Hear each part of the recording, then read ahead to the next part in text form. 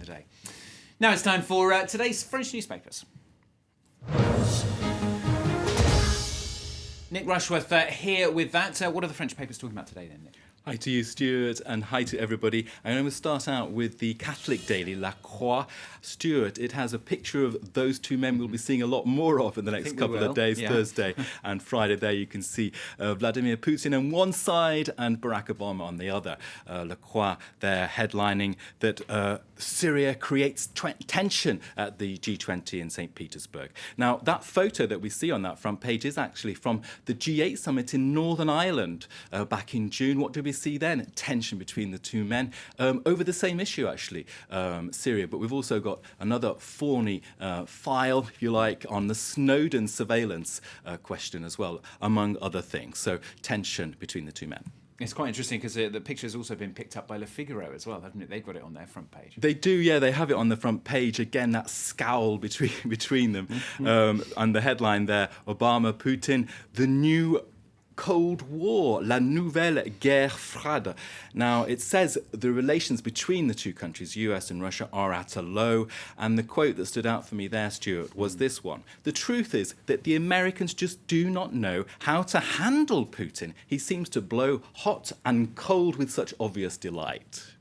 Now, Barack Obama, of course, struggling to convince allies to follow him on Syria. His main support at this point, though, of course, is France, which has gone from the cheese-eating surrender monkeys of years gone by, that's not me saying that, that's some people's opinion, to being Washington's historic ally.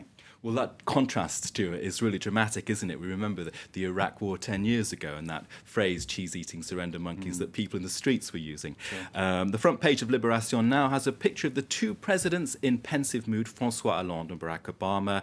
The headline there, Seul contre tous, so alone against all, alone against the world. They're battling, aren't they, really, to build support for their punishment of use of chemical weapons in Syria.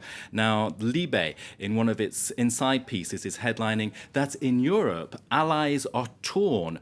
For example, Angela Merkel is expressing reservations 2 weeks from German elections, of course. She has pressures of her home community. She could, though, help in contacts with Syria. That's not with on Syria by talking with Russia, in fact. That's in Libé's point. Italy, meanwhile, is opposing anything on Syria without any kind of UN mandate. And, of course, it points to at the UK, which is in disarray after that House of Commons rejection of military intervention.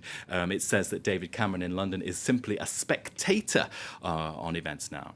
Yeah, and Le Figaro is looking a little bit more closely at David Cameron's plight. Interesting to see a French perspective on it, really, isn't it? Well, it is. It's picked up on arguments that are going on in the UK. Le Figaro there saying that London is ruminating on its isolation there. Il rumine son isolement, with a picture of David Cameron. Now, it says that events in the House of Commons last week were an earthquake for British politics. Some of the quotes in that piece are that, well, the UK now will have to rehaul its international ambitions.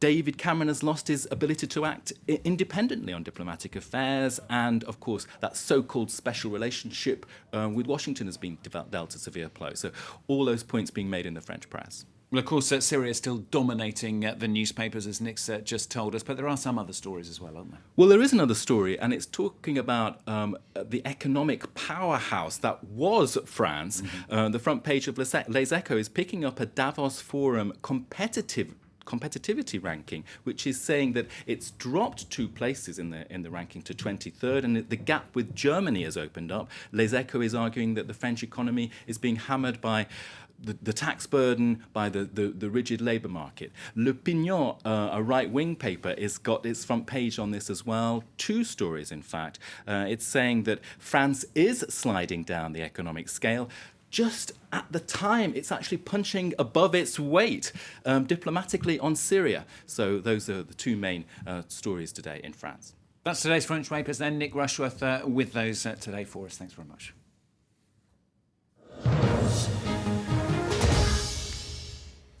I'm back in just a few minutes' time, of course, with the latest news, all the latest on Syria and the rest of the day's headlines. Plus, where is it going to be? Spain, Japan, perhaps Turkey. We're going to be reporting from Turkey, in fact, as they have their fingers crossed ahead of the decision to be announced by the IOC on Saturday of where the next Olympic Games will be. And in sport, the world's fastest man, Usain Bolt, he hints at retirement after the Rio Olympic Games in 2016. All of that in the next half hour. Do stay with us if you can. Being dominated for so long. Much has been said and written about Bolt's future, and that is as clear an indication that the legend has ever given us.